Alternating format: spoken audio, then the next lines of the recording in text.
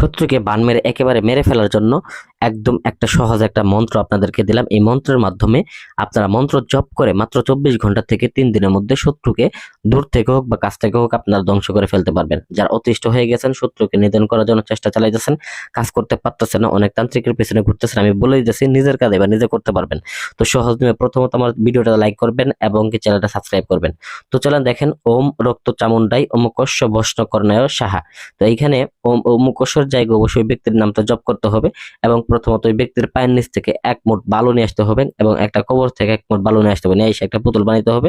পুতুলটার মধ্যে এই মন্ত্রটাকে প্রথমত 501 বার পাঠ করে নেবেন। আপনি আগে থেকে পাঠ করে জপ করে সিদ্ধ করে নেবেন। রাত্রেবেলা পরবর্তীকালে যখন কাজ করবেন ওই সময় আপনারা একবার মন্ত্রটা ওই পুতুলের মধ্যে ফু দিবেন, যেটা আপনি ওই শত্রুর পায়ের নিচ থেকে মাটি নিয়েছিলেন এবং কবর থেকে মাটি নিয়েছিলেন, ওই মাটিতে পুতুল বানায় সেই পুতুলের মধ্যে এই মন্ত্রটা পাঠ করে ফু দিয়ে ওই পুতুলটাকে জানাজা করে কবর দিবেন। দেখবেন 100% কাজ হয়ে যাবে।